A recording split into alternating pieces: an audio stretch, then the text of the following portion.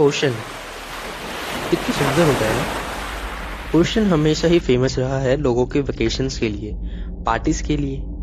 Families ocean beaches पर holidays मनाने आती है। How cute, right? But only a real fisherman knows how strong and dangerous an ocean can become. आपने Pacific Ocean के बारे में तो सुना ही होगा। पैसिफिक ओशन सबसे गहरा एंड सबसे डेंजरस ओशन माना जाता है, क्योंकि इसमें सबसे ज्यादा टाइफून आते हैं एंड स्ट्रॉन्ग एयर के कारण बड़ी बड़ी लहरें बनती रहती हैं। पर आपको सुन के कैसा लगेगा अगर मैं कहूँ कि इसी बड़े और भयानक से पैसिफिक ओशन में एक नॉर्मल फिशरमैन ने 438 डेज, मतलब लगभग 1 साल 2 महीने और 12 दिन सरवाइव किया था। Unbelievable, right? Let's begin the story. Salvador. Vou na praia, vou no parque, vou na cachoeira.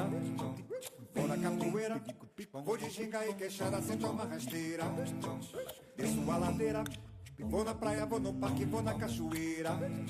एक पैसिफिक कोस्ट कंट्रीज में से एक है जहां डीप फिशिंग बहुत ही फेमस है एंड वहां पर कई स्पोर्ट्स फिशिंग के ऊपर ही बने हैं। एल्वारेगा, जो कि सैल्वाडोर में ग्रो अप हुए, एक नॉर्मल फिशरमैन थे। Later, he moved Mexico in 2002 to work as a fisherman. 2012 तक एल्वारेगा ने फिशिंग में काफी एक्सपीरियंस हासिल कर लिया था और शार्क फिशिंग में एक्सपर्ट भी बन गए थे। 7 नवंबर 2012 को एल्वारेगा कोस्टा अजूर से एक 23 फीट मोटर बोट पर 30 आवर की जर्नी के लिए फिशिंग के लिए निकलते हैं।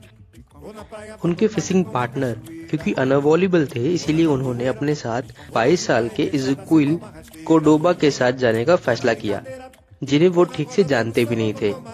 उनका एम शार्क, मार्लिन्स, सेलफिश पकड़ने का था, जिन्हें वो बेचकर कुछ समय के लिए पैसे कमाना चाहते थे। बट वही हुआ जिसके लिए पैसिफिक ओशन जाना जाता है। पैसिफिक ओशन में 5 दिनों तक कंटिन्यूस तूफान चलता रहा, जिससे एल्वारेगा अपना रास्ता भटक गए और उनकी बोट को बहुत ही ज्यादा नुकसान पहुंचा। Motor, radio, gear and anchor सभी चीजें टूट गई। बड़ी बड़ी लहरों के कारण बोट में पानी भी भरने लगा।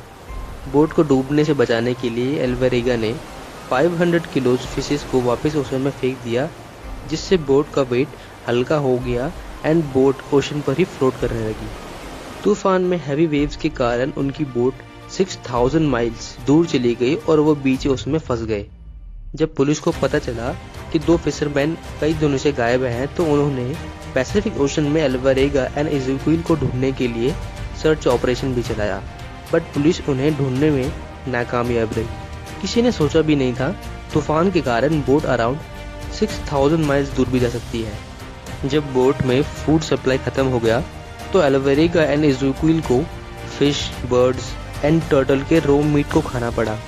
पानी की कमी पूरी करने के लिए उन्हें टर्टल के ब्लड एंड खुद के यूरिन को भी पीना पड़ता। अगर किस्मत से बारिश हुई तो उन्हें साफ पानी भी मिल जाता था। इसी तरह वो 3 मंथ तक जिंदा रहे। इसी बीच उन्हें कई बार कार्गो शिप भी दिखी। वो दोनों चिल्ला चिल्ला कर हेल्प मांगते रहे, बट इतने बड़े ओशन में एक छोटी सी बोट नजर में आना लगभग इम्पॉसिबल था।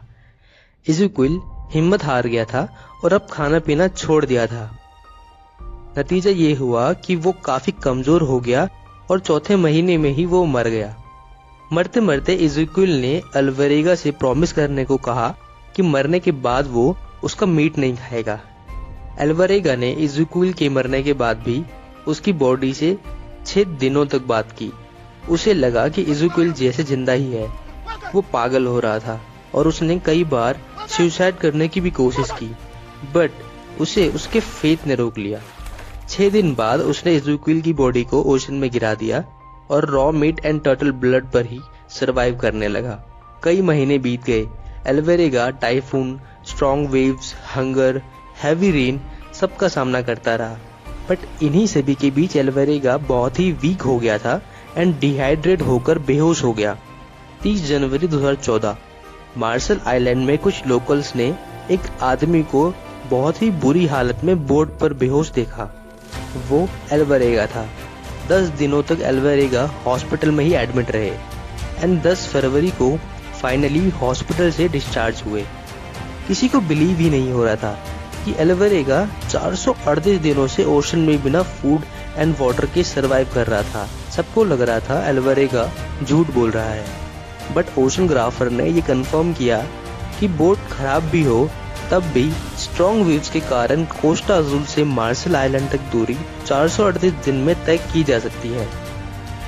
ये आज तक के ओशन में सबसे ज्यादा सरवाइव करने की हिस्ट्री बन गई और उस समय सबसे लोकप्रिय थी। एल्वारेगा के फेथ ने लोगों को सिखाया कि अगर खुद पर विश्वास हो तो कुछ भी किया जा सकता है।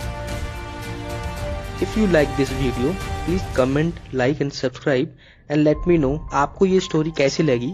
कमेंट बॉक्स में जरूर बताएं।